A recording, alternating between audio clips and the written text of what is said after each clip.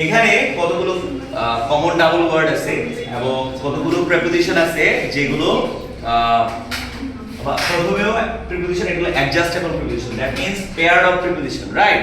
এই paired of preposition গুলো যেমন দেখো from to, from Chittagong to Dhaka, এরকম ক্ষেত্রে ব্যবহৃত। এখানে একটা বেডুইন আছে, বেডুইন একটা প্রিপোজিশন, কিন্তু এন্ড তো আর প্রিপোজিশনের কনজাংশন অর্থে ব্যবহৃত। এখানে both and conjunction, either or neither not. কিন্তু এই যে শব্দগুলো, বাকি শব্দগুলো এই কয়েকটা শব্দ ছাড়া বাকিগুলো যেমন out of, away from, according to, because of, instead of, in front of, in spite of, on account of, on behalf of, ঠিক আছে?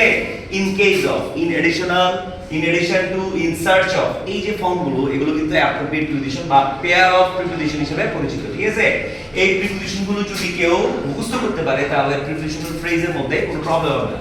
তো আমরা দেখতে পাচ্ছি যে অ্যাকচুয়ালি এইখান থেকে প্রিপোজিশনাল ফ্রেজ শুরু, রুলস নাম্বার 11 থেকে শুরু করে সবগুলো প্রিপোজিশনাল ফ্রেজ, কারণ শুরুতে প্রিপোজিশন, শেষে প্রিপোজিশন, শুরুতে প্রিপোজিশন, শেষে প্রিপোজিশন, শুরুতে প্রিপোজিশন, শেষে প্রিপোজিশন, এই এতটুকু পর্যন্ত প্রিপোজিশনাল ফ্রেজ শুরু। তাহলে প্রিপোজিশনাল ফ্রেজের সংজ্ঞা কি? প্রিপোজিশনাল ফ্রেজের সংজ্ঞা হচ্ছে প্রিপোজিশন দিয়ে শুরু এবং প্রিপোজিশন দিয়ে শেষ, ওই অতটুকু ফ্রেজকে বলা হয় প্রিপোজিশনাল ফ্রেজ।